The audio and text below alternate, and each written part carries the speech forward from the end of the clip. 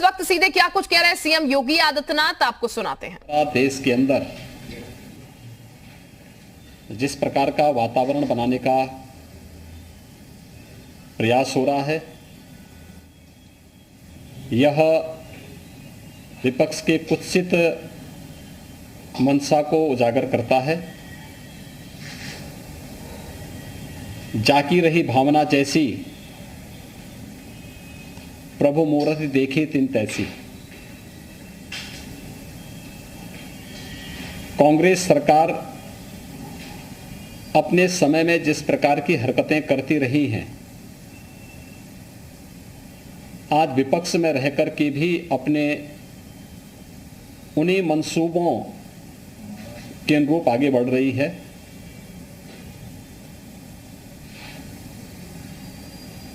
Corona कालखंड के दौरान देश के अंदर जिस प्रकार का दूषित वातावरण पैदा करने का प्रयास विपक्ष ने किया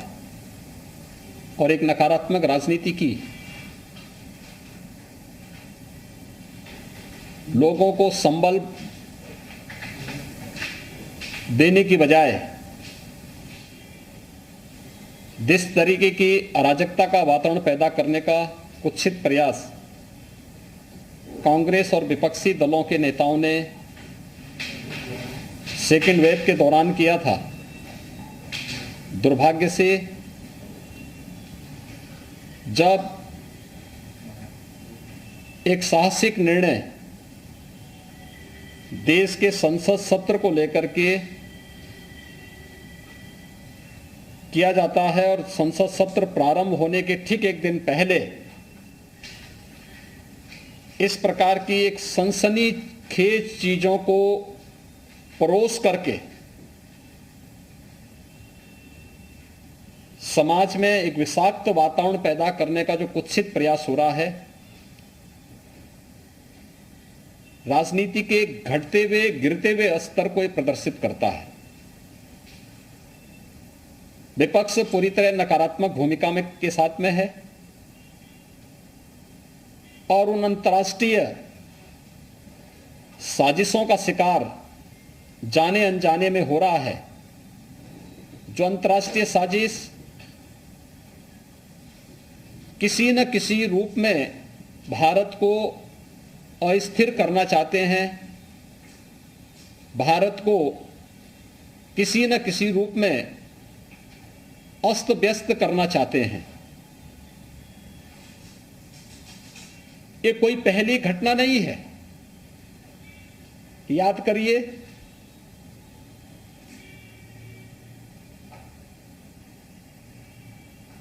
जो अभी कुछ वर्ष पहले 2020 में प्रारंभ में अमेरिका के राष्ट्रपति की भारत विजिट के दौरान उनके दिल्ली पहुंचने के साथ ही दिल्ली के अंदर हुआ भीषण दंगा क्या एक साजिश का हिस्सा नहीं था? तमाम विपक्षी दलों के लोगों की संलिप्तता उस दंगे के साथ जोड़ करके नहीं देखी गई थी।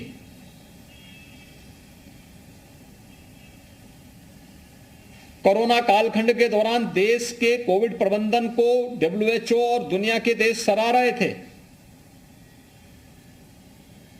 लेकिन भारत के अंदर विपक्ष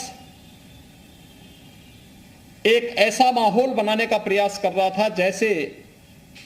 कि सरकार इन सभी चीजों से अनभिज्ञ है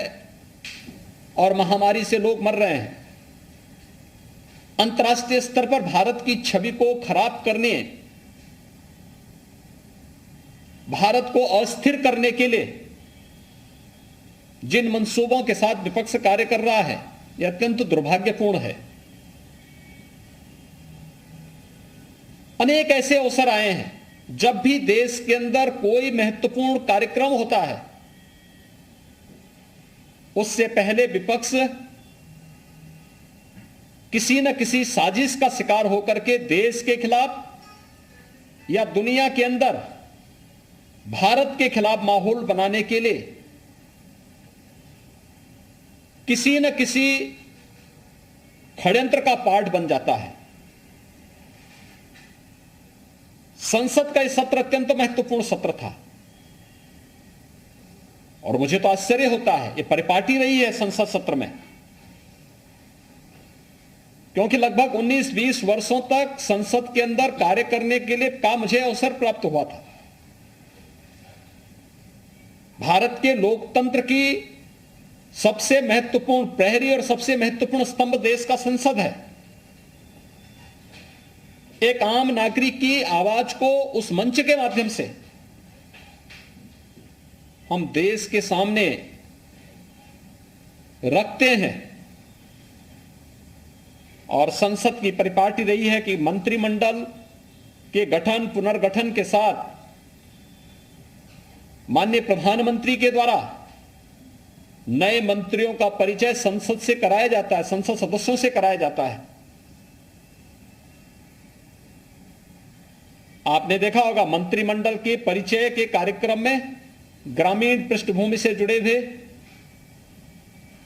अनुसूचित जाति, जनजाति, पिछड़ी जाति और उन तबकों से जुड़े हुए मंत्री काफी बड़े पैमाने पर बने हैं, जिन्होंने देश की आजादी के बाद कभी भी नेतृत्व नहीं देखा था। आज जब उस तबके को नेतृत्व दिया गया, उन्हें आगे बढ़ने के लिए एक अवसर प्रधानमंत्री जी ने दिया और उन सभी माननीय मंत्रियों के परिचय संसद सत्र प्रारंभ होने के साथ ही संसद के अंदर होता। विपक्ष कोई रास नहीं आया। संसद एक मंच होता है अपनी बात को रखने का, लेकिन शोरगुल का शिकार हम संसद को बना लें, ये लोकतंत्र का गला घोंटने जैसा है। ये लोकतंत्र के साथ खिलवाड़ है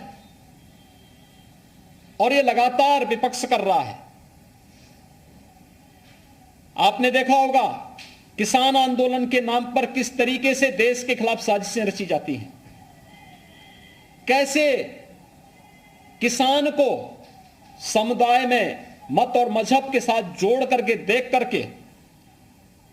उनके माध्यम से भड़काऊ और देश विरोधी कृत्यों को आगे बढ़ाने की छूट दी जाती है।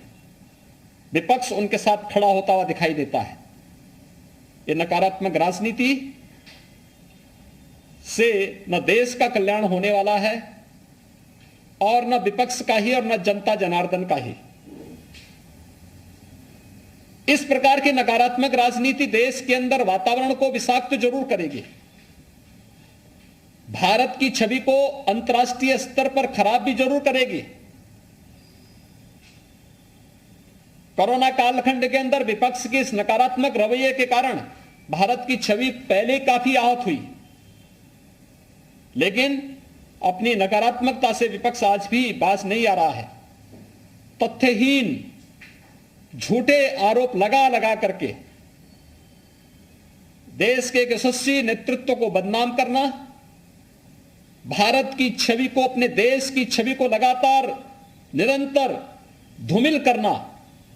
ये विपक्ष के एजेंडे का हिस्सा बन चुका है। उनके कुत्सित मंशाएं कभी पूरी नहीं होंगी। जनता जनार्दन समय आने पर उन्हें फिर से जवाब देगा, वैसे ही जवाब देगा जैसे 2019 के लोकसभा चुनाव के ठीक पहले राष्ट्रीय सुरक्षा से जुड़े हुए अहम मुद्दों पर, राफेल जैसे मुद्दों को ला करके उस समय विपक्ष ने देश का वातावरण खराब करने का प्रयास किया था। बाद में उनको मुंह की खानी पड़ी थी, न्यायालय में भी और जनता जनार्दन की अदालत में भी। इस बार फिर से संसद सत्र के इस महत्वपूर्ण मुद्दे पर, जहां पर गांव के लिए, गरीब के लिए, किसान के लिए, नौजवान के लिए, महिलाओं के लिए, समाज के विभिन्न तबकों के लिए चर्चा होती, कोरोना महामारी को लेकर के चर्चा होती,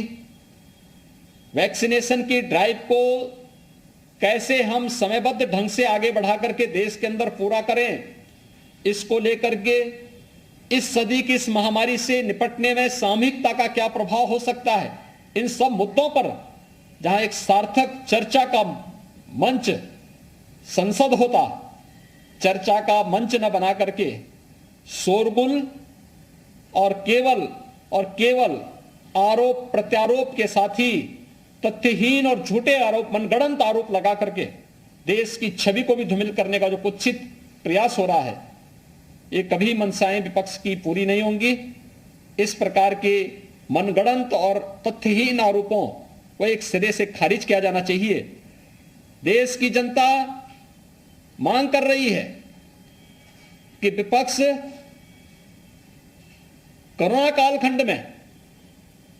जो एक विषाक्त वातावरण विपक्ष ने बनाया था देश के अंदर, दुनिया के अंदर देश की छवि को खराब करने का कुत्सित कार्य किया था, उसको लेकर के भी और संसद सत्र की कार्रवाई को निर्बाध और निर्विघ्न संपन्न करवाने में योगदान देने की बजाय अपनी इस नकारात्मकता के कारण जनपक्ष से जुड़े हुए, जनता से जुड़े हुए ज्वलंत मुद्दों को संसद में न उठने देना, ये आम नागरिक के जीवन के साथ खिलवाड़ है। विपक्ष को इस बात के लिए जनता जनार्दन से और देश से माफी मांगनी चाहिए। ये अंतर्राष्ट्रीय स्तर पर साजिश है या सिर्फ विपक्ष की साजिश? देखिए, ये एक बहुत बड़ी साजिश का हिस्सा है कि भारत के संसद सत्र के ठीक पहले, जिस संसद सत्र में किसानों के मुद्दे को लेकर के, कोविड के मुद्दे को लेकर के और देश से जुड़ी हुई अन्य महत्वपूर्ण मुद्दों को लेकर के सार्थक चर्चा होती, तमाम ऐसे बिल्स थे जिन पर आगे चर्चा बढ़ा करके देश के हितों के लिए 130